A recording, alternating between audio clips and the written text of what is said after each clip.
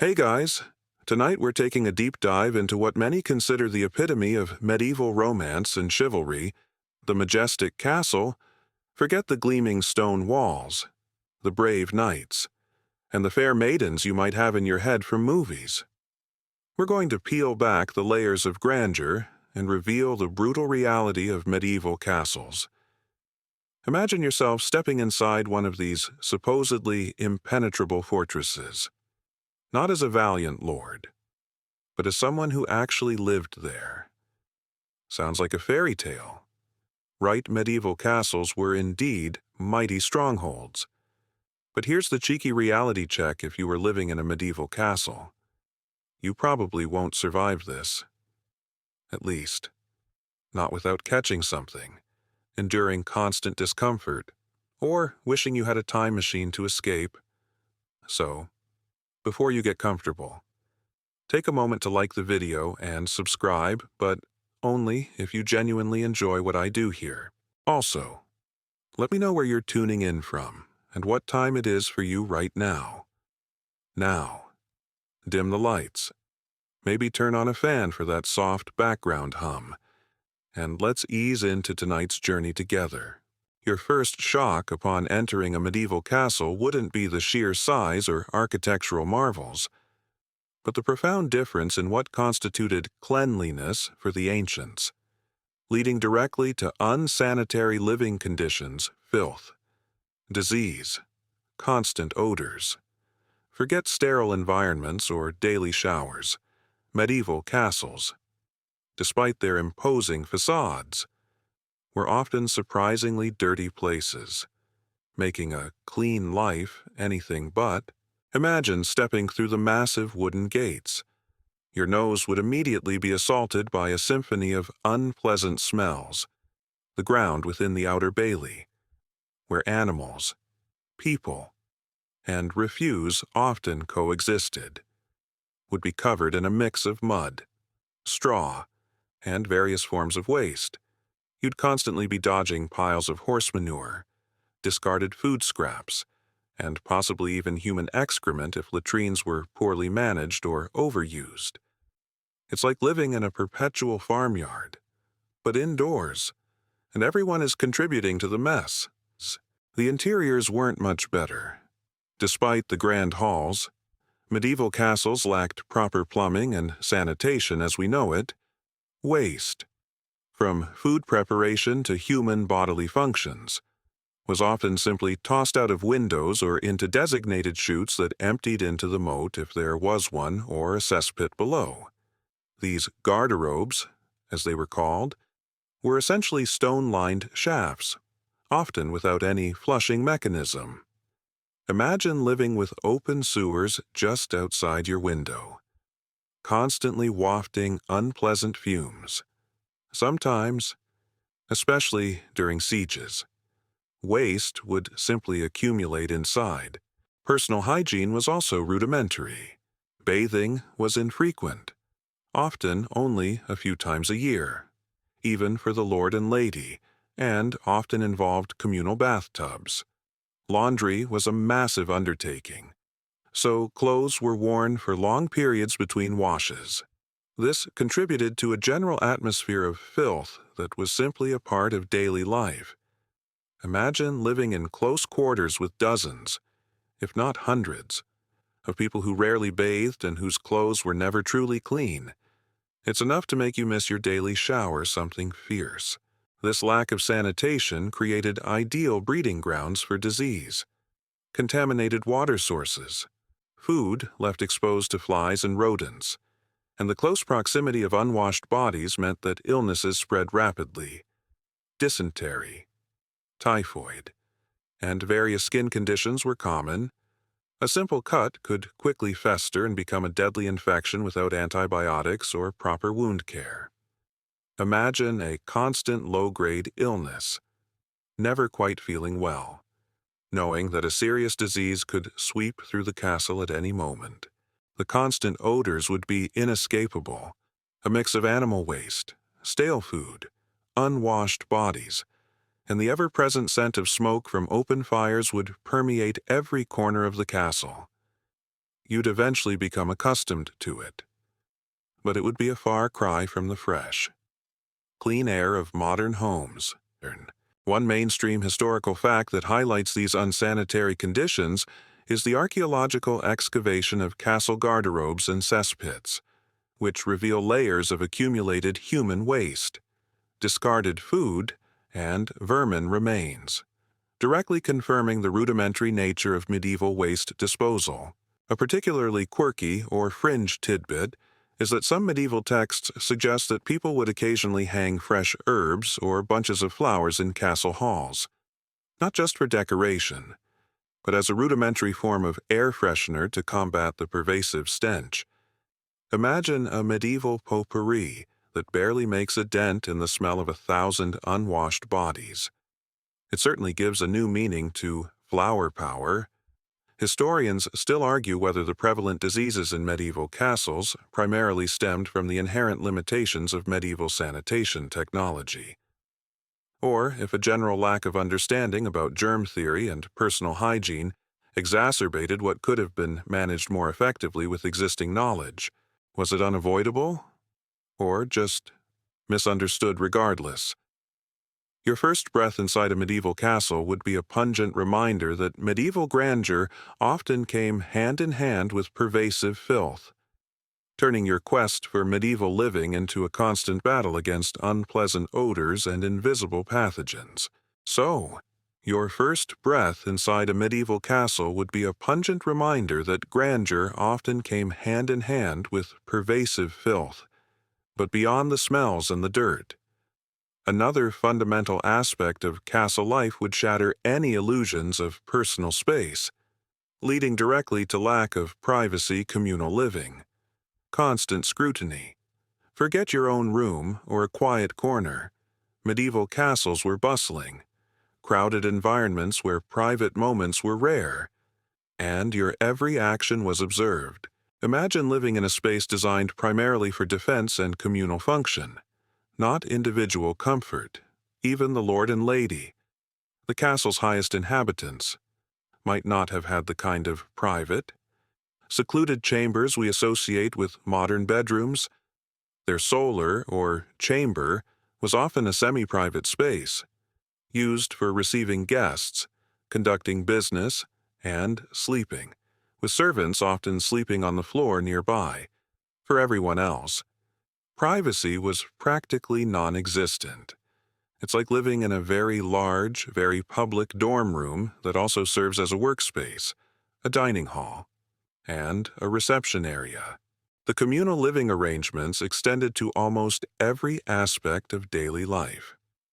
The Great Hall was the heart of the castle, serving as the primary dining area, a meeting space, a court, and often a sleeping area for many of the lower-ranking household members and retainers.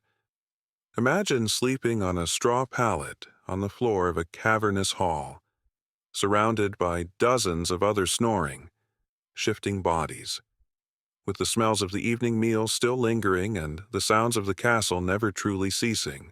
Even basic bodily functions lacked privacy. Latrines, as we discussed, were often communal, with multiple seats in a row.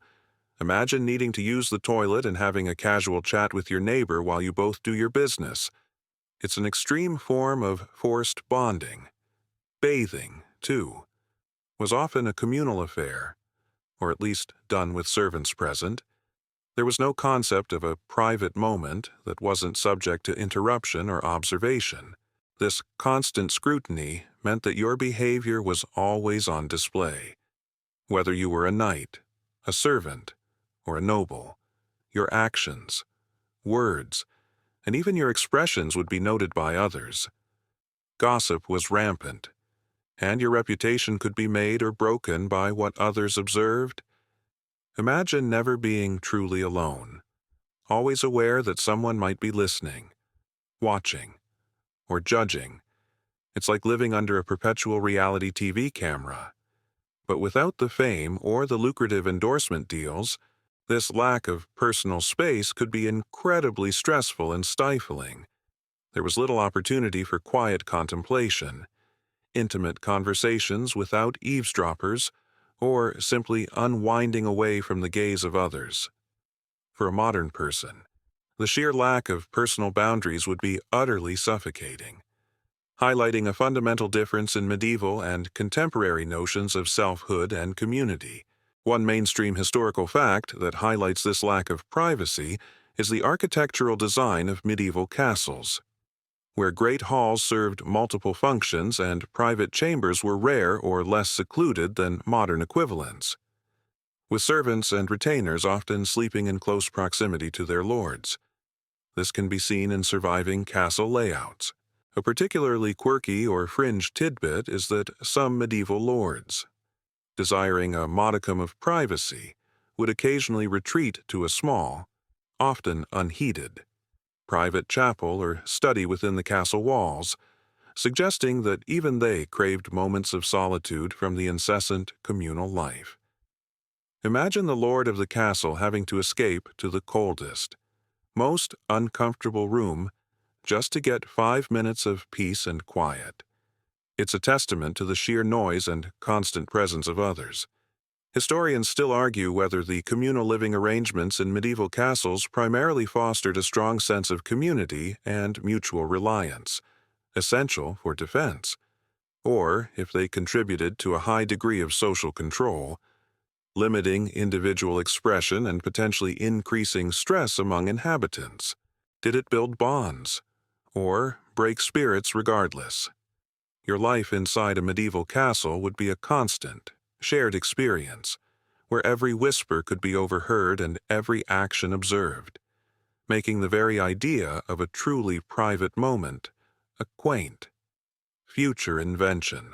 So, your life inside a medieval castle would be a constant, shared experience, where every whisper could be overheard and every action observed. But even if you somehow managed to get used to the lack of privacy, another pervasive discomfort would constantly remind you of the castle's limitations: cold and drafty interiors, stone walls, poor heating. Forget cozy warmth and climate control. Medieval castles, for all their defensive might, were notoriously difficult to heat, making life within their imposing walls a perpetual battle against the chill. Imagine a typical day. You wake up in a large, unheated room, the morning air biting cold. The castle walls, massive and thick, were primarily built for defense, not insulation. Stone, while durable, is an excellent conductor of cold. So, those impressive, towering walls that protected you from invaders also acted like giant refrigerators, radiating a constant chill into every chamber.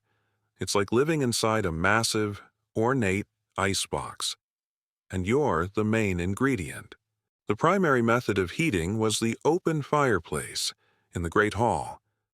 There might be a massive hearth, but these were incredibly inefficient. Much of the heat would simply escape up the chimney, or dissipate into the vast, cavernous spaces. Smoke was also a constant issue, often filling the hall before finding its way out, making your eyes water and your throat scratchy. Imagine trying to get warm by a roaring fire, but the rest of the room feels like you're standing outside in winter, and your clothes perpetually smell of smoke. Even smaller, more private chambers like the Lord's Solar, if it had a fireplace, would still be drafty. Gaps around ill-fitting windows and doors, cracks in the stone, and the sheer volume of air within the large rooms meant that warm air quickly escaped and cold air seeped in. Tapestries were often hung on walls, not just for decoration, but as a meager attempt to trap a little heat and block some drafts. Imagine trying to read by a flickering candle, your breath misting in the air, your fingers numb, constantly shivering despite wearing multiple layers. You'd find yourself perpetually huddled close to a fire whenever possible. During the long medieval winters, life in a castle became a grim endurance test. Water would freeze in pitchers overnight. Food would quickly become unappetizingly cold. You'd sleep fully clothed, perhaps even with a cap or hood on, piled high with furs and blankets, only to wake up shivering. It's a stark contrast to the romantic image of warm, festive castle living, even during warmer months. The thick stone walls kept the interior perpetually cool and damp, sometimes a welcome relief, but more often just an enduring chill. One mainstream historical fact that highlights this cold reality is the historical accounts and archaeological evidence of minimal heating systems in most medieval castles, primarily relying on open hearths and braziers, which were largely ineffective for heating large stone structures, and the common use of heavy furs, woolens, and tapestries for insulation. A particularly quirky or fringe tidbit is that some medieval manuscripts show illustrations of castle inhabitants holding small, personal foot warmers or hand warmers filled with hot coals, suggesting that, even inside, people needed direct, portable heat sources just to take the edge off the constant chill. Imagine needing your own personal little campfire just to keep your toes from freezing while you're indoors. It's a testament to the castle's persistent chill. Historians still argue whether the extreme cold and dampness in medieval castles primarily contributed to widespread illness and shorter lifespans for their inhabitants, or if human physiology and adaptation to such conditions made the discomfort more tolerable than modern sensibilities would suggest. Was it deadly, or just inconvenient regardless? Your time inside a medieval castle would be a continuous shiver, a cold, drafty reminder that these mighty fortresses were built for defense, not for the luxurious warmth that modern living takes for granted. So, your time inside a medieval castle would be a continuous shiver, a cold, drafty reminder that these mighty fortresses were built for defense, not for luxurious warmth, but while you were trying to stay warm, you also had to eat, and the culinary reality of castle life was far from a lavish feast, leading to limited food options, monotonous diet, scarcity in winter. Forget gourmet meals and endless variety. Your plate in a medieval castle was often filled with the same repetitive, often unappetizing fare, and finding enough to eat could become a desperate struggle, especially during the colder months. Imagine sitting down for a meal. If you were a noble, you'd likely have more quantity, but the variety would still be surprisingly narrow. The staples were bread, often made from coarse grains, pottage, a thick stew made from vegetables like peas, beans, and root vegetables, sometimes with a bit of meat if you were lucky, and whatever meat was available, vegetables were seasonal, and exotic spices were prohibitively expensive. It's like eating at the same all-you-can-eat buffet every single day, but the menu never changes, and sometimes they run out of food.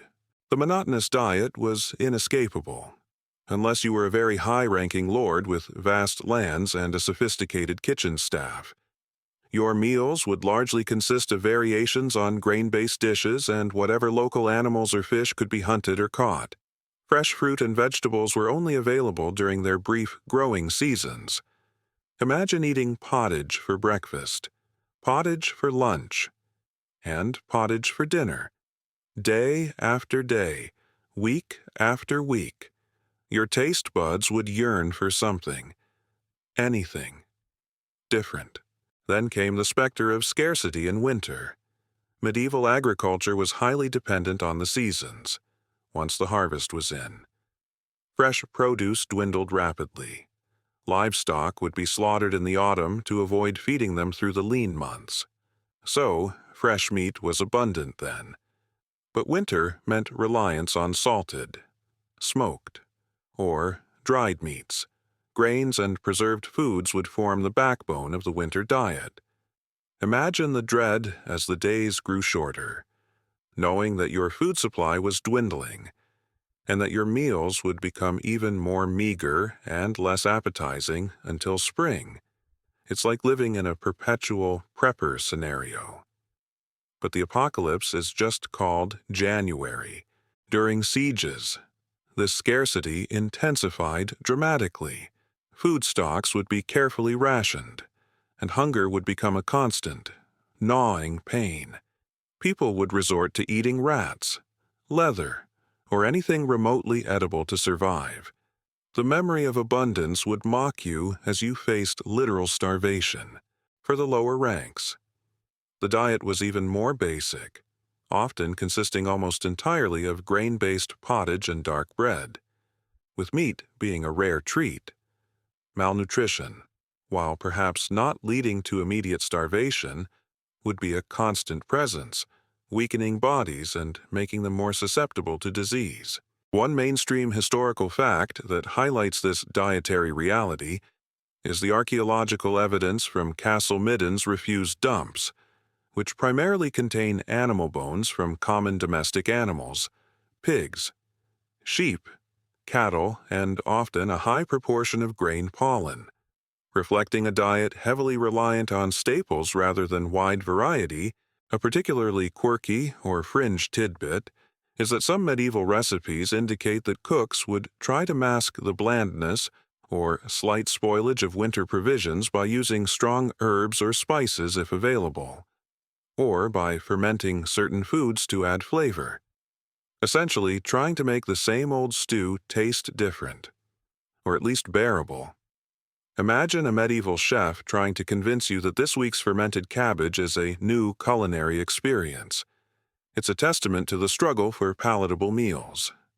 Historians still argue whether the monotonous and often scarce diet in medieval castles primarily contributed to widespread malnutrition and chronic health issues among all inhabitants, or if the average medieval diet, while lacking variety, provided sufficient calories and nutrients for a working life. Making it less of a health crisis than modern interpretations suggest. Was it poor, or just plain regardless? Your plate in a medieval castle was a constant reminder of the limits of medieval agriculture and preservation, making every meal a testament to endurance rather than a celebration of culinary delight. So, your plate in a medieval castle was a constant reminder of the limits of medieval agriculture and preservation. But while you were worrying about your next meal, a far more immediate and terrifying threat could materialize at any moment, leading to constant threat of siege starvation, violence, brutal attacks. Forget idyllic castle life. These fortresses were built for war, and living within their walls meant perpetually facing the terrifying possibility of being surrounded, assaulted, and subjected to unimaginable horrors. Imagine the sudden alarm. A scout rides in, breathless, shouting about enemy banners on the horizon. The gates are slammed shut, the drawbridge raised, and you're instantly plunged into a state of high alert. You are now inside a besieged castle, and your life has fundamentally changed. The constant threat of siege was the very reason castles existed, and it shaped every aspect of daily life, turning your home into a prison. The first weapon of any besieging army was starvation. As we've seen, food in castles was often scarce in winter. During a siege, it became a strategic weapon. Supplies would be meticulously rationed, and hunger would become a gnawing, ever-present reality. Imagine the agonizing decision of whether to eat your last piece of dried meat or save it for your child. Animals within the castle, even pets, would be slaughtered for food. Eventually, people would resort to eating rats, leather, or even the straw from their bedding. It's like being on the ultimate, involuntary diet, where the weight loss program also includes widespread death. Then came the brutal attacks. Siege engines would be constructed massive trebuchets hurling huge stones, battering rams pounding at the gates, and siege towers slowly approaching the walls. Your days would be filled with the terrifying thud of projectiles, the splintering crash of wood, and the screams of those struck down. Imagine standing on the battlements, arrows whistling past your head, boiling oil being prepared to pour down, and knowing that, at any moment, the walls could breach or the gates could give way. It's like being in a very slow, very destructive game of bowling. And you're the pin. The violence wasn't just external. Should the besiegers successfully breach the walls, the ensuing assault would be a horrific free-for-all. No quarter was given to defenders of a castle that resisted too long. Men, women, and children were often massacred without mercy, or captured and enslaved. Imagine the terror of the final assault, the enemy pouring through the breach, and knowing that your life, and the lives of everyone you loved, hung by the thinnest thread. This was not about honorable combat. It was about overwhelming force and ruthless retribution. Living under this constant shadow of impending attack meant perpetual vigilance, stress, and fear, even during times of peace. The walls of the castle were a daily reminder of its primary, brutal purpose.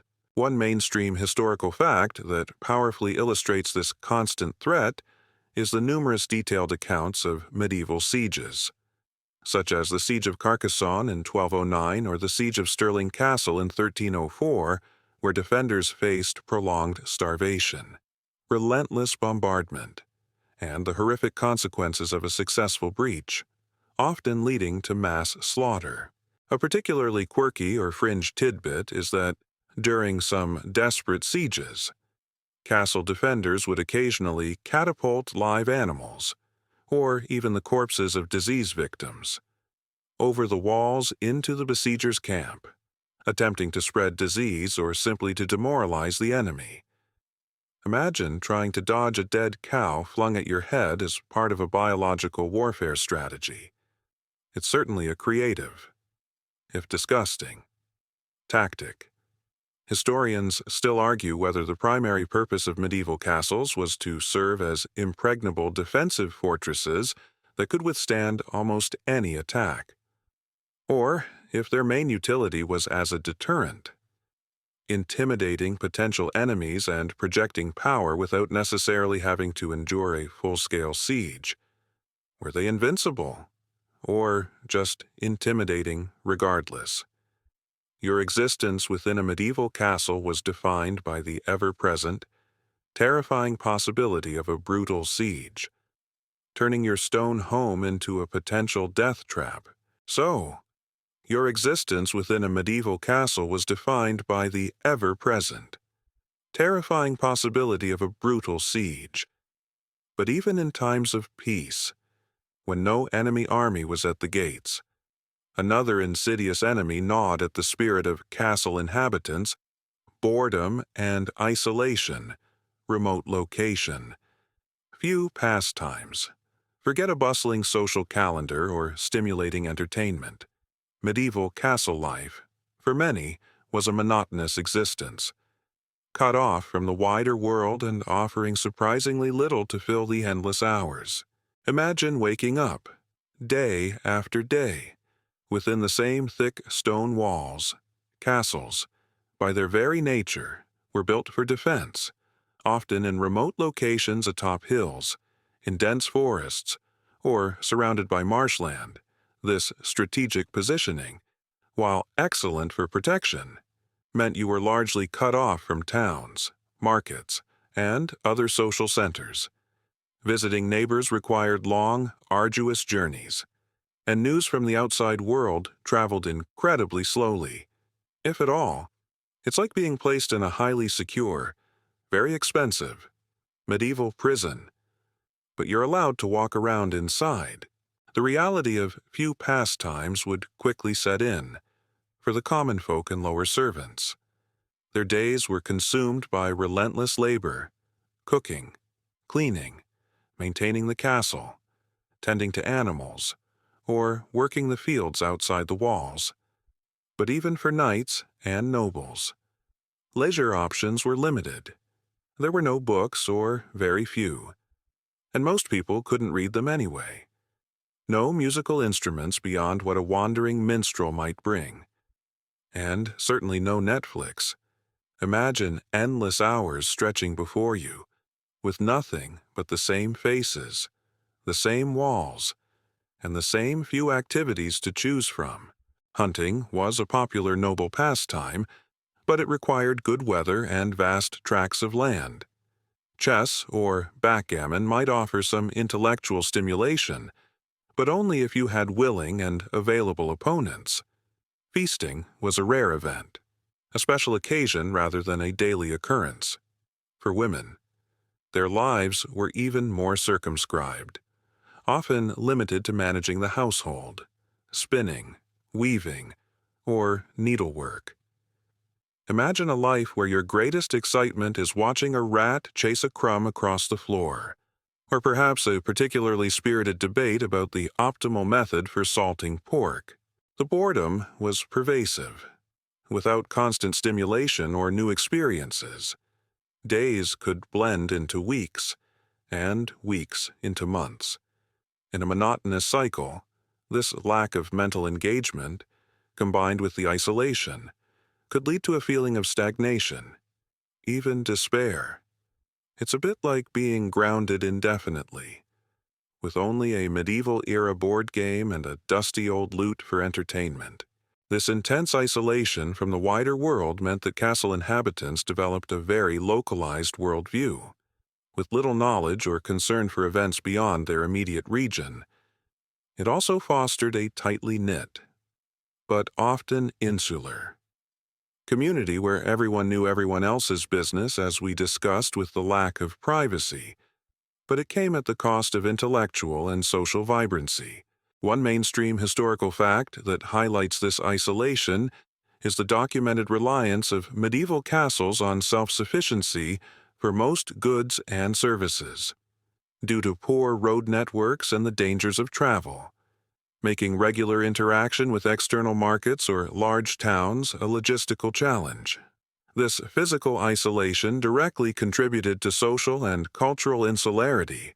A particularly quirky or fringe tidbit is that some medieval lords, in an attempt to combat boredom, would occasionally commission elaborate and lengthy epic poems or sagas to be recited over several evenings, essentially creating their own medieval audiobooks, albeit live and very, very long. Imagine listening to a story for 3 nights straight because there's absolutely nothing else to do. It sounds quaint, but it certainly shows the desperation for entertainment. Historians still argue whether the perceived boredom and isolation of medieval castle life primarily fostered a deep appreciation for religious contemplation and internal reflection, or if it led to social stagnation, petty squabbles, and intellectual provincialism among the inhabitants.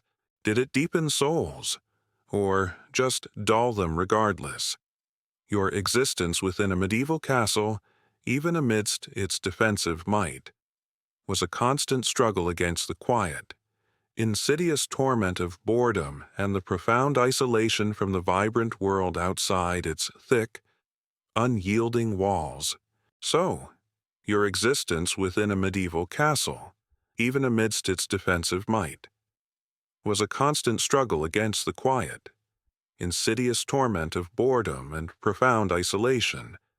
But even within the walls, where human activity was contained, you were never truly alone. Instead, you shared your space, often intimately, with a teeming, unseen population, leading to vermin and pests, rats, lice, fleas everywhere. Forget sterile living spaces, medieval castles were infested ecosystems, making your daily life a constant battle against tiny, unwelcome cohabitants. Imagine trying to get a good night's sleep on your straw pallet. The rustling you hear isn't just the wind. It's the constant scurry of rats and mice. These rodents were omnipresent, attracted by food scraps, stored grains, and the general lack of sanitation. They would infest every part of the castle, from the kitchens and storerooms to the sleeping quarters, gnawing through provisions, contaminating food, And, spreading disease, remember our old friend, the plague. Imagine waking up to find a rat scurrying across your chest, or hearing them fighting in the walls at night. It's like living in a giant, very unhygienic hamster cage. But the hamsters are disease-carrying rodents, and then there were the insect invaders, particularly lice and fleas. Personal hygiene was rudimentary, and laundry infrequent, creating ideal breeding grounds for these tiny, biting tormentors. Lice would infest hair and clothing, causing constant itching and discomfort. Fleas, thriving on both humans and animals, remember all those horses, dogs, and farm animals often housed within the castle bailey would jump and bite, leaving itchy welts and, crucially, acting as vectors for serious diseases like bubonic plague. Imagine a constant, maddening itch that you could never fully satisfy. Knowing your body was a veritable buffet for tiny bloodsuckers, it's enough to make you long for a modern-day delousing shower. The omnipresence of these vermin and pests meant that you were never truly free of their presence. They would be in your clothes, in your bedding, in your food, and constantly biting you, while cats were sometimes kept to control rodents, and various folk remedies were attempted against insects. These efforts were largely ineffective against the sheer scale of the infestations. The very structure of the castle, with its nooks, crannies, and dark, damp spaces, provided perfect hiding and breeding places for these unwelcome residents. This constant, irritating presence of pests added significantly to the discomfort and general unpleasantness of castle life. It was a daily reminder that even the mightiest fortress was fundamentally a dirty, unsanitary environment, where humans coexisted in intimate, often uncomfortable, proximity with the lower forms of life.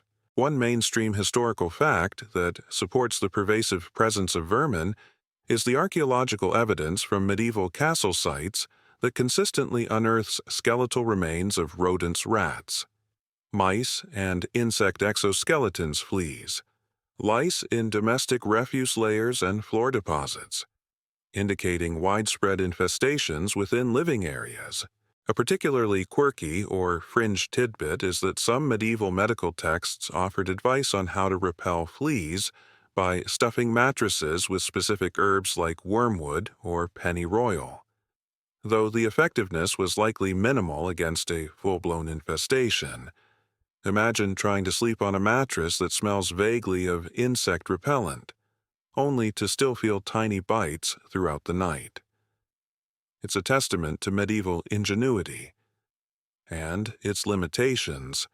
Historians still argue whether the widespread infestations of vermin in medieval castles primarily contributed to chronic public health problems and high rates of disease, or if human populations developed a degree of natural immunity or tolerance to common pests, making their presence more of a nuisance than a constant health crisis. Was it a major health hazard? Or just really annoying regardless? Your life inside a medieval castle meant a constant, uncomfortable coexistence with a hidden army of biting, scurrying creatures, making every scratch and every rustle a testament to the persistent reality of vermin and pests everywhere. So, your life inside a medieval castle meant a constant, uncomfortable coexistence with a hidden army of biting, scurrying creatures. But even with all those uninvited guests, you'd constantly be squinting, tripping, and struggling to see anything clearly, leading to poor lighting, dim interiors, dependence on candles, forget bright, airy spaces or electric illumination. Medieval castles were perpetually gloomy environments, where darkness was the norm, and even daylight struggled to penetrate their formidable walls. Imagine stepping from the bright outside into the castle's interior. Your eyes would struggle to adjust to the pervasive gloom. Windows were few and small, primarily designed for defensive purposes, narrow slits for archers, or larger openings that could be quickly shuttered in times of attack. Glass was a rare luxury, often reserved for churches or the very wealthiest nobles, so most window openings would be covered with wooden shutters, oiled parchment, or thin sheets of horn, which let in very little light.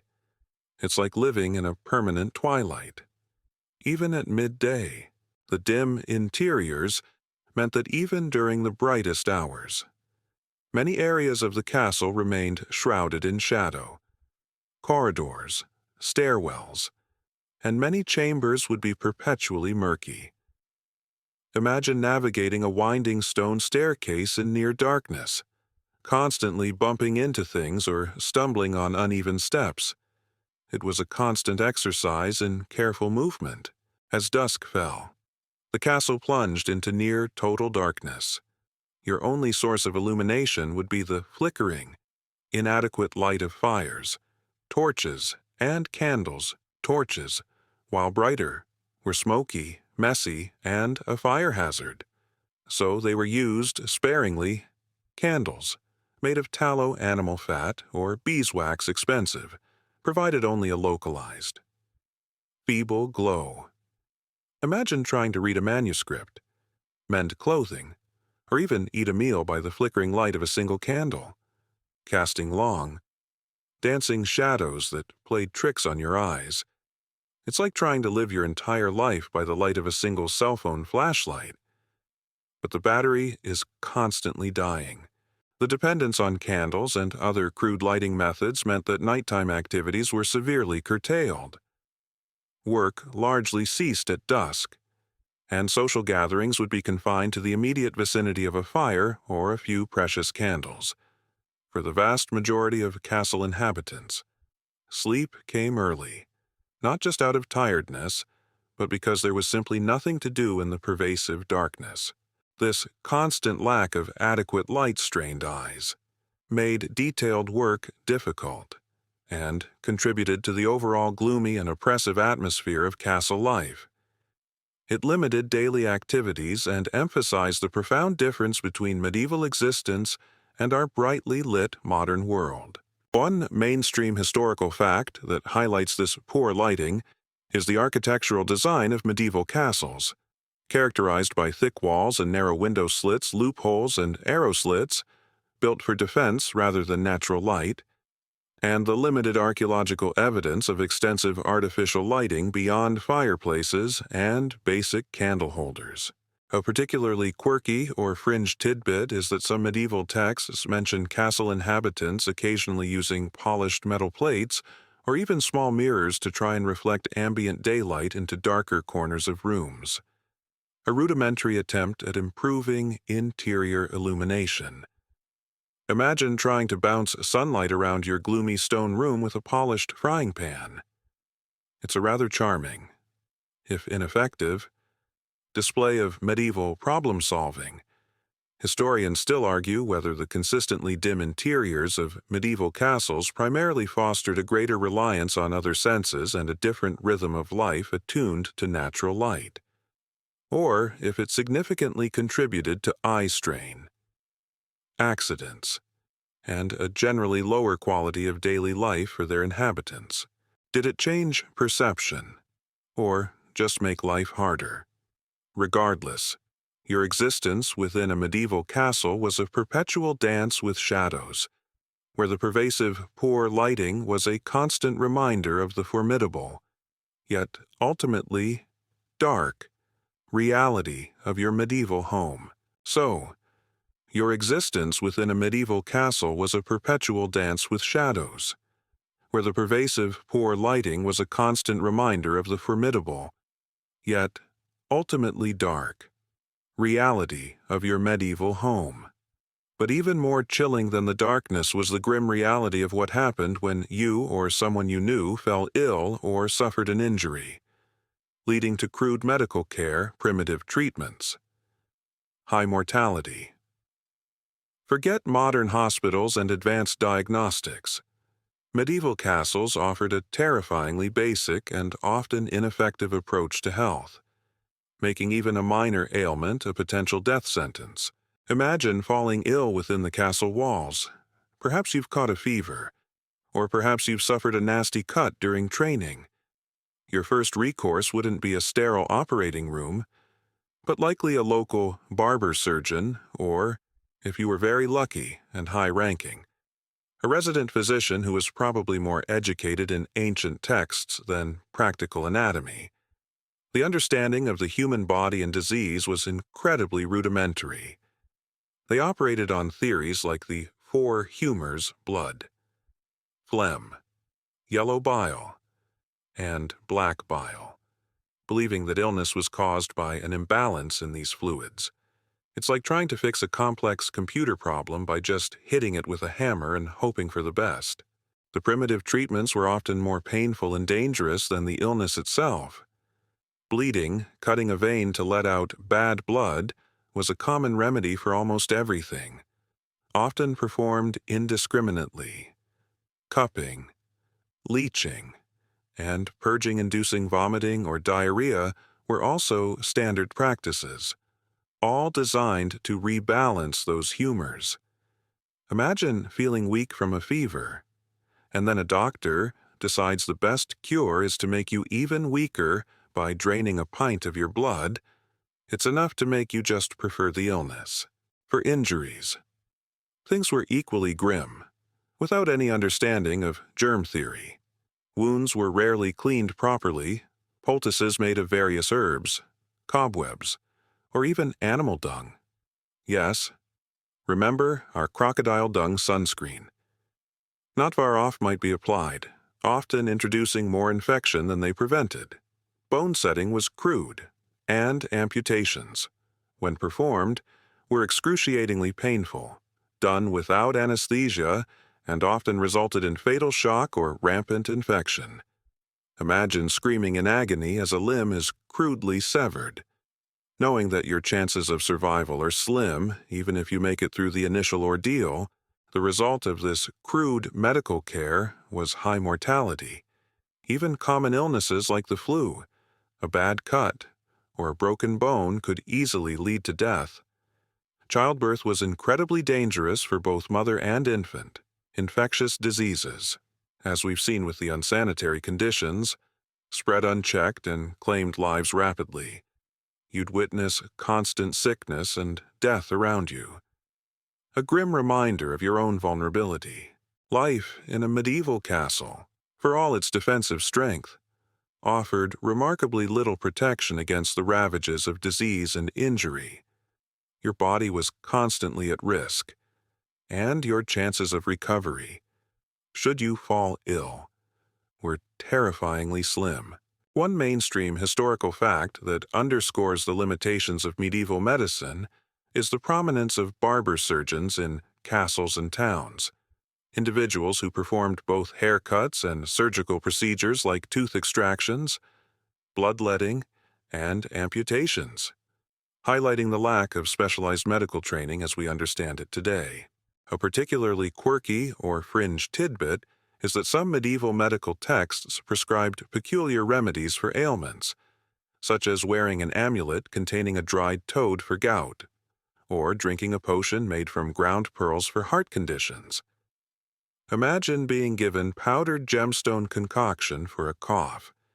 It speaks volumes about their desperate, often superstitious, attempts at healing. Historians still argue whether the high mortality rates in medieval castles primarily stemmed from the pervasive, unsanitary conditions and constant exposure to pathogens, making illness unavoidable, or if the primitive and often harmful medical treatments themselves were a significant contributing factor to patient deaths.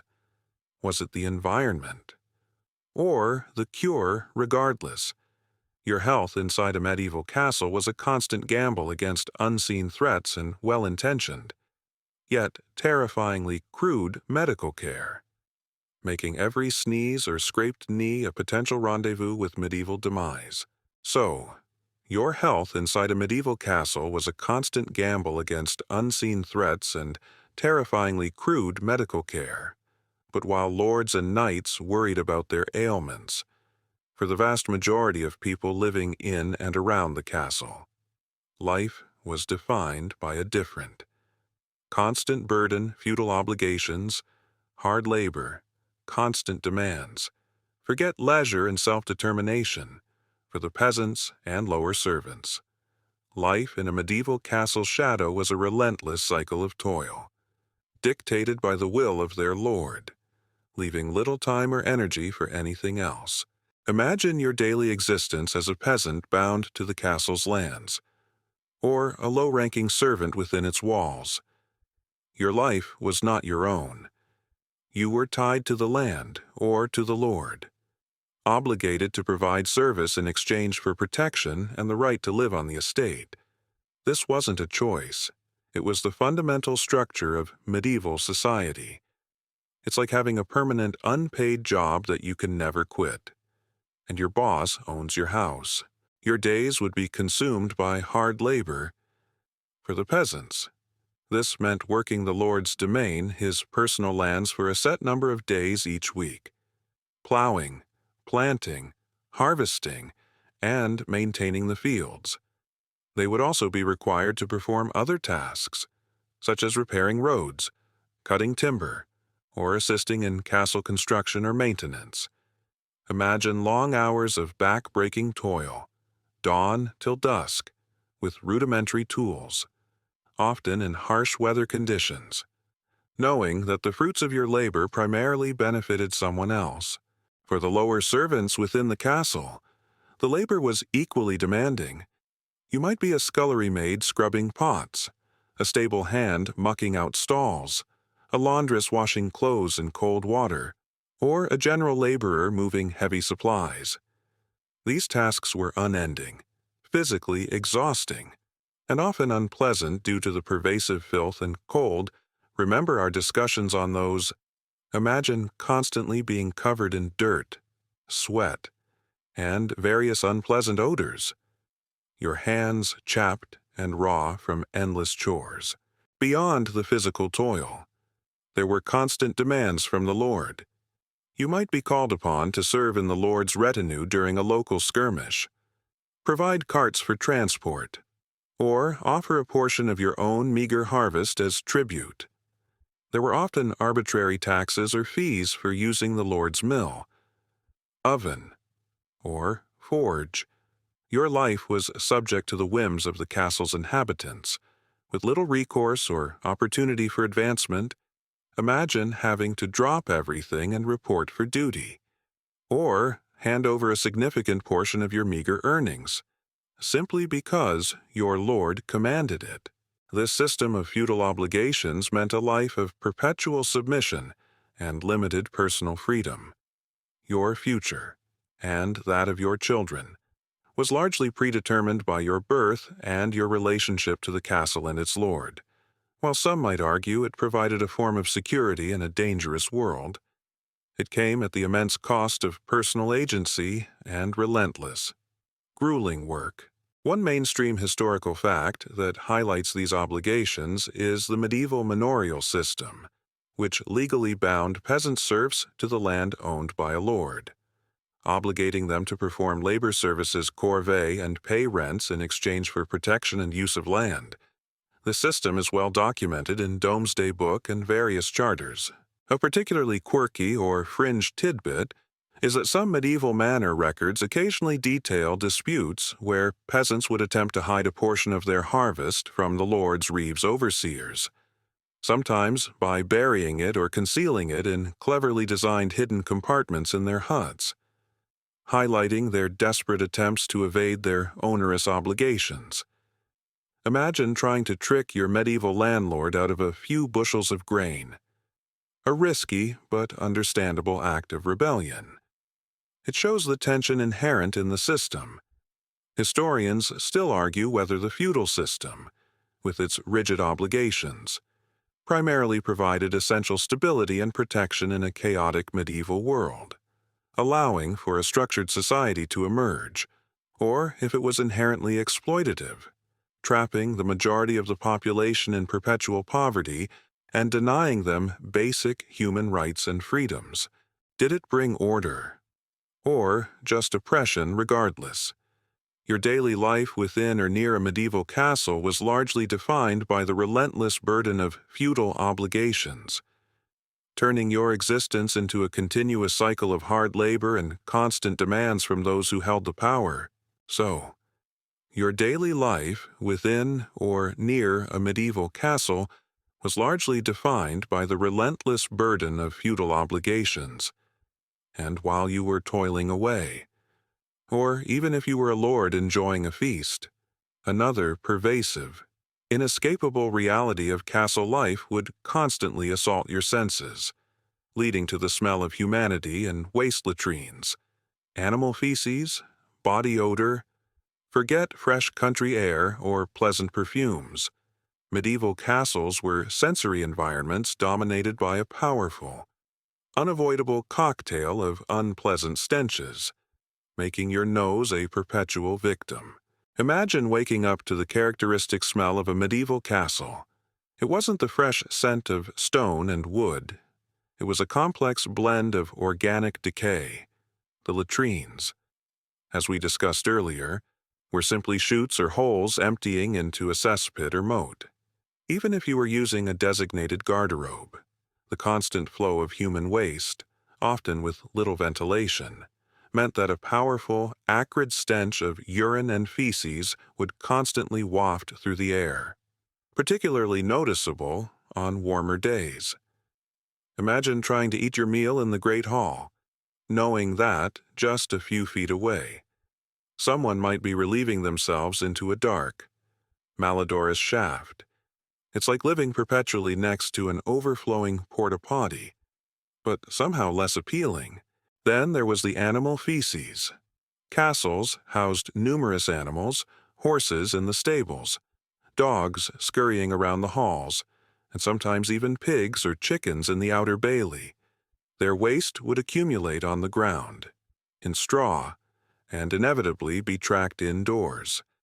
Imagine the sticky, pervasive smell of manure mixing with everything else, clinging to your shoes and clothes. It's enough to make you feel like you're perpetually walking through a farm animal petting zoo, but without the cute animals to distract you. And, of course, the body odor. With infrequent bathing and laundry, remember our earlier discussions on unsanitary conditions. The collective scent of hundreds of unwashed bodies living in close quarters would be incredibly strong. Add to this the smell of stale sweat from hard labor, old clothes, and perhaps the occasional unemptied chamber pot, and you have a truly potent human perfume. Imagine trying to conduct a conversation with someone whose personal aroma is, shall we say, distinctly medieval. It's enough to make you long for a simple bar of soap and a washing machine with the intensity of a desperate man. This pervasive smell of humanity and waste was simply a part of life. While medieval people were undoubtedly more accustomed to strong odors than we are, it doesn't mean they were immune to them. The air within the castle would be thick with these scents, sometimes masked by smoke from fires, but never truly eradicated. It was a constant, undeniable sensory reminder of the primitive conditions. One mainstream historical fact that underscores the ubiquity of these smells is the numerous contemporary accounts and archaeological findings that describe the disposal of refuse and human waste into moats, rivers, or open pits adjacent to castles, confirming that these structures generated significant amounts of odor-producing waste that permeated their environments. A particularly quirky or fringe tidbit is that some medieval texts mention attempts to combat bad odors by burning aromatic woods or herbs, or by scattering fragrant rushes on the floors of halls, which would occasionally be infused with pleasant scents. But this was a temporary, largely ineffective measure. Imagine trying to cover up the smell of an active sewer with a bit of lavender. It's a very polite, but utterly futile, medieval air-freshening strategy. Historians still argue whether medieval people truly became desensitized to the pervasive smells of their environment, making them largely unbothered. or if the constant odors were a source of significant discomfort and even contributed to the spread of disease. Despite their acceptance as a fact of life, were they immune? Or just resigned regardless? Your nostrils inside a medieval castle would be subjected to a relentless assault of the smell of humanity and waste, making every breath a pungent reminder of the brutal, olfactory reality of medieval life. So, your nostrils inside a medieval castle would be subjected to a relentless assault of the smell of humanity and waste, but beyond the immediate sensory overload. A far more fundamental and heartbreaking reality shaped life within those stone walls. Particularly for the youngest inhabitants, child mortality and short lives' harsh realities. Limited hope. Forget idyllic childhoods and long retirements. Medieval castles, for all their strength, were precarious places to grow up, with a constant shadow of early death looming over every child. And even for adults, life expectancy was dramatically shorter than today. Imagine being born into a medieval castle. Your very first challenge would be simply surviving infancy. The harsh realities of the time meant that children were incredibly vulnerable. Lack of sanitation, poor nutrition, especially for peasant children. But even noble children were not immune, and rudimentary medical care meant that diseases like measles, smallpox, dysentery, and respiratory infections were rampant and often fatal. Childhood was a perilous journey. Not a given. It's like playing a video game on the hardest difficulty setting. But you only have one life, and you're starting as a tiny, very squishy character. Child mortality rates were shockingly high. It's estimated that anywhere from 1/3 to half of all children born in the Middle Ages might not have survived to adulthood. Imagine the profound sorrow of a mother who has given birth to several children, only to see most of them succumb to illness before their 10th birthday. Death was a constant companion in medieval nurseries. This meant that emotional attachments to very young children might have been different from today. Perhaps a coping mechanism for the inevitable losses, though profound grief was certainly still felt. Even if you survived childhood, your life expectancy was dramatically shorter. For the average person, living past 40 was considered a good innings, and reaching 60 was quite rare. Warfare, disease, famine, and accidents were constant threats. Imagine reaching your late 20s and already considering yourself in the prime of your life. Knowing that your best years might already be behind you, you'd have a very different perspective on urgency and seizing the day. This reality of short lives meant that people packed a lot into their limited time. Marriages occurred earlier, and children were expected to contribute to the household or estate from a young age. There was a sense of living for the present, as the future was always so uncertain for the vast majority of castle inhabitants, from the highest noble to the lowest peasant. There was limited hope for a significantly better or longer life. Your station was largely fixed, and the threats to your existence were pervasive, while faith offered spiritual hope. Earthly life was understood to be short and full of suffering. One mainstream historical fact that underscores this reality is the demographic analysis of medieval skeletal remains from burial sites near castles and monasteries, which consistently show high proportions of infant and child skeletons, alongside evidence of diseases and injuries indicating shorter average lifespans for adults compared to modern populations. A particularly quirky or fringe tidbit is that some medieval families would occasionally give their children names like bereft or quarantina, meaning 40 days, reflecting the common practice of baptizing infants quickly, or the high risk of infant mortality in the first weeks or months of life. A grimly practical naming convention. Imagine naming your child Survivor just because they made it to their first birthday. It certainly puts a different spin on celebrating milestones. Historians still argue whether the high rates of child mortality in medieval castles primarily contributed to a more fatalistic worldview and a stronger emphasis on religious salvation, or if it fostered greater emotional resilience and a practical approach to family planning in a harsh world. Did it deepen faith or toughen hearts? Regardless, your existence within a medieval castle, from your first breath to your last, was a poignant reminder of the pervasive reality of child mortality and short lives, shaping every aspect of family, ambition, and the fragile nature of human existence. So, your existence within a medieval castle, from your first breath to your last, was a poignant reminder of the pervasive reality of child mortality and short lives. And while death lurked in every shadow, another powerful force constantly shaped your place and your possibilities within those stone walls, strict social hierarchy, rigid rules, limited mobility. Forget meritocracy or choosing your own path. Your life in a medieval castle was utterly defined by your birth, locking you into a predefined role with almost no chance of escape or advancement. Imagine the society within the castle. It wasn't a free-for-all. It was a meticulously ordered pyramid, with the lord and lady at the very apex. Below them were knights, then squires, then various specialized servants, stewards, chamberlains, cooks, chaplains, and at the bottom, the vast majority of laborers and peasants who served the castle. This was a strict social hierarchy, and everyone knew their place.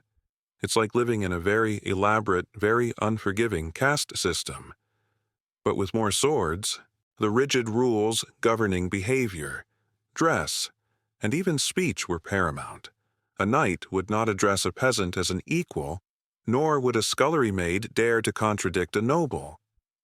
Every interaction was imbued with subtle and not so subtle power dynamics. Your clothing, your food, even where you sat in the great hall, all signaled your precise rank.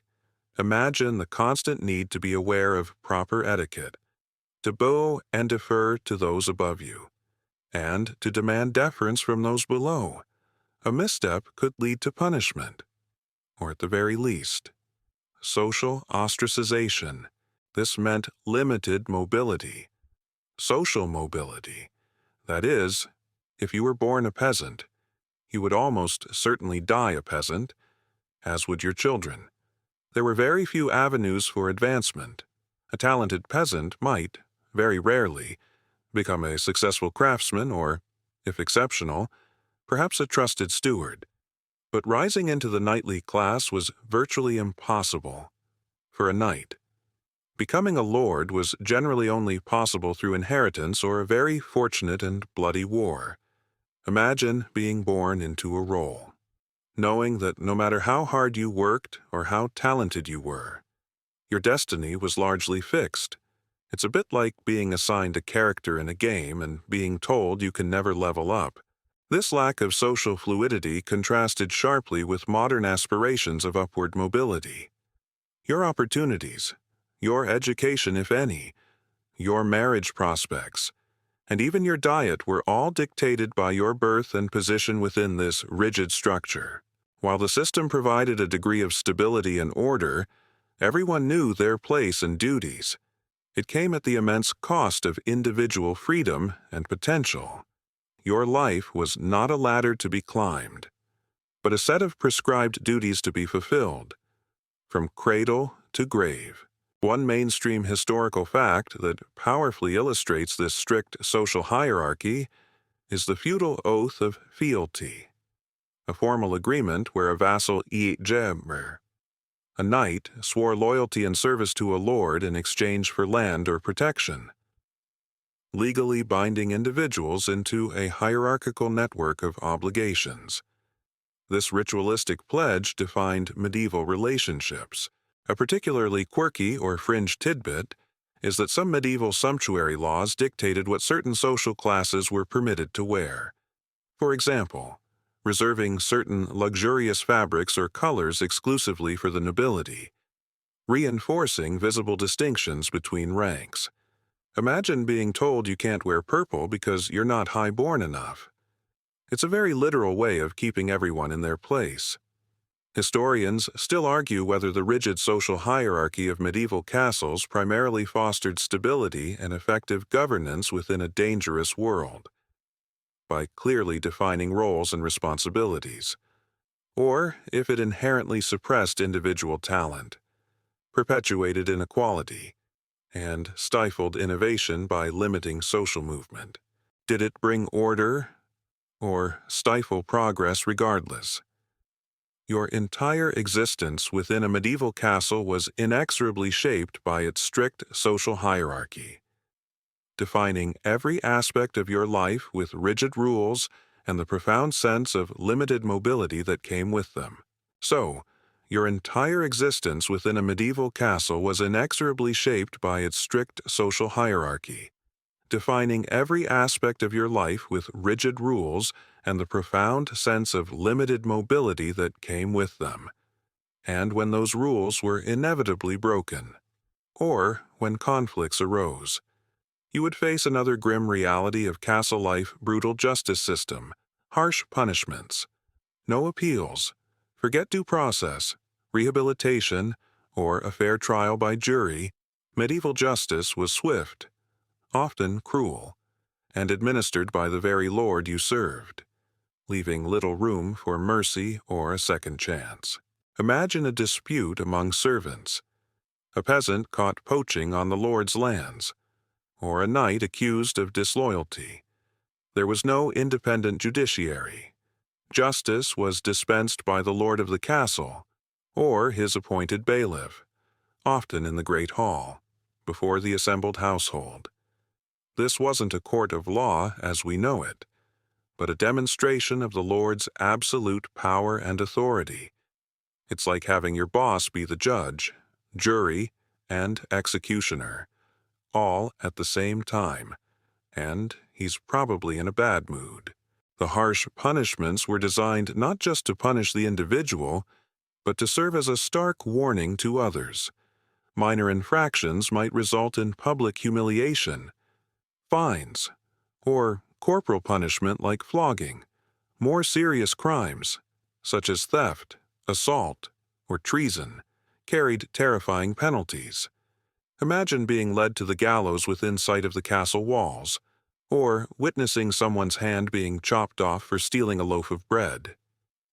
The medieval justice system had a particularly unpleasant fascination with public, visible suffering.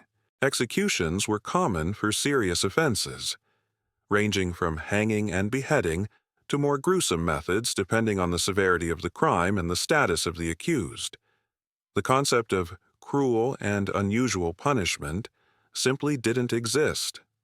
The more brutal, the more effective it was deemed as a deterrent. Imagine the chilling spectacle of a public execution, designed to instill fear and obedience in the populace. Crucially, there were no appeals. Once the lord or his representative passed judgment, that was often the final word. There was no higher court to petition, no legal aid, and certainly no human rights organizations to intervene. If you were accused, your fate rested entirely in the hands of your lord, who might be swayed by personal grudges, political expediency, or simply a bad breakfast. Imagine being condemned and knowing that there is absolutely no escape, no avenue for mercy, and no way to prove your innocence if the Lord has made up his mind. This brutal justice system reinforced the power structure of the castle and the feudal society it represented. It ensured obedience through fear and provided swift, if not always fair, resolution to conflicts. For those living within its shadow, it was a constant, terrifying reminder of the arbitrary power wielded by their lord and the precariousness of their own lives.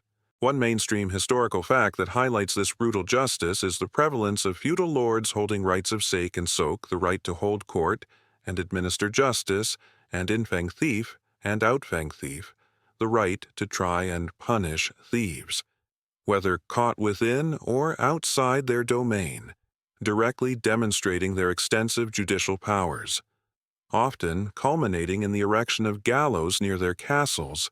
A particularly quirky or fringe tidbit is that some medieval court records mention instances where the accused might undergo trial by ordeal, such as carrying a hot iron or plunging a hand into boiling water, with the belief that God would miraculously protect the innocent from injury or heal them.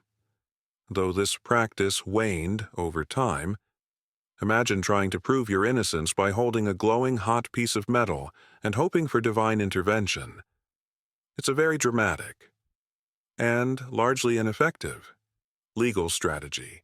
Historians still argue whether the brutal medieval justice system primarily served as a necessary tool for maintaining order and deterring crime in a violent age, effectively keeping chaos at bay, or if it was inherently unjust and used largely to reinforce the power of the ruling class and suppress dissent. With little concern for true justice, did it keep peace or just keep power?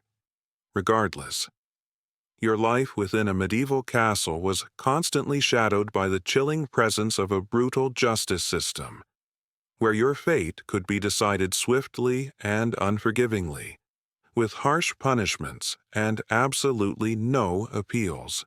So, your life within a medieval castle was constantly shadowed by the chilling presence of a brutal justice system, where your fate could be decided swiftly and unforgivingly. But even if you navigated the perils of justice, the overarching reason for the castle's existence meant that peace was a rare luxury, leading to constant danger from warfare raids, skirmishes, ever-present threat. Forget a tranquil existence. Life in a medieval castle was a continuous state of vigilance, with conflict perpetually simmering on the horizon, ready to erupt into brutal violence at any moment. Imagine living in a world without clear national borders or standing armies as we know them. Power was localized, held by feudal lords who constantly jockeyed for land, wealth, and influence. This meant that even when a large-scale war wasn't raging, there was a constant danger from warfare at a local level. Your castle wasn't just a home, it was a military outpost, and you were part of its garrison. Whether you wanted to be or not, it's like living in a perpetual state of low-level gang warfare. But the gangs have actual armies and trebuchets. Raids were a common occurrence. A rival lord, perhaps just a few miles away, might send a small force to pillage your lands, steal livestock, or burn crops. These weren't pitched battles, but swift, brutal incursions designed to inflict economic damage and terrorize the populace. Imagine the sudden alarm in the middle of the night shouts, the smell of smoke, and the realization that armed men are tearing through your village, or even trying to force their way into the outer bailey. You'd have to scramble to the walls, ready to fight, your heart pounding with fear for your family and your home. Beyond raids, skirmishes were frequent. These were small-scale engagements between rival patrols, detachments guarding trade routes, or forces sent to assert dominance over disputed territory. A knight or a man-at-arms leaving the castle on a seemingly routine patrol could easily run into an enemy force, leading to a sudden, deadly fight. Imagine riding out on a seemingly peaceful day, only to round a bend and find yourself facing armed enemies. With no warning and no reinforcements, your life could end in an instant, far from the grand battlefields of legend. This meant an ever-present threat that permeated every aspect of castle life. Sentries would always be posted on the walls, looking for signs of trouble. Gates would be locked at night. Weapons would be kept ready. The skills of war, archery, swordsmanship, horsemanship, were not just for sport. They were vital for survival.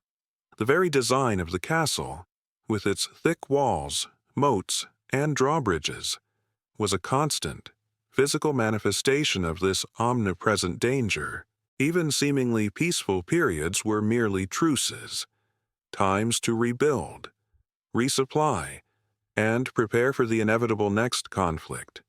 The medieval world was a violent one, and castles were at the heart of that violence, built to project power and endure attacks. One mainstream historical fact that powerfully illustrates this constant state of localized conflict is the widespread evidence of castle-building sprees and rapid fortification in volatile border regions or disputed territories across medieval Europe, such as the Marcher castles along the Anglo-Welsh border. Directly reflecting the constant need for defense against raids and skirmishes, a particularly quirky or fringe tidbit is that some medieval lords, in an effort to maintain readiness, would occasionally stage mock sieges or tournaments of war within their own castle precincts, designed to test their defenses and train their garrisons, essentially turning their home into a perpetual military exercise zone. Imagine your lord deciding to practice attacking your home base just for fun. It's a very intense form of team building.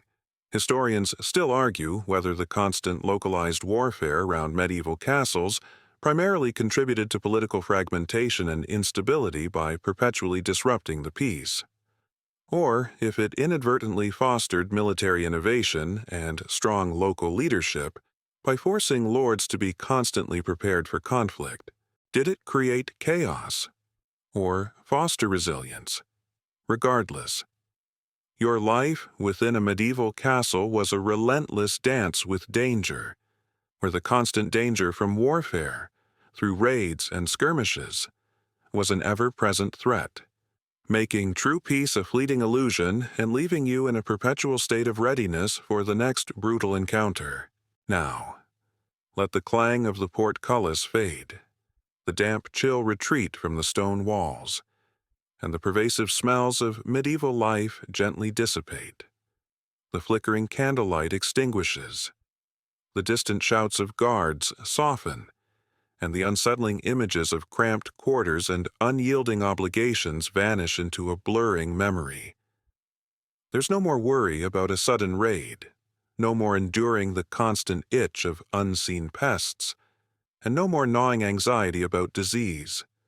Just the quiet hum of your fan, the soft comfort of your bed, and the profound stillness of the night.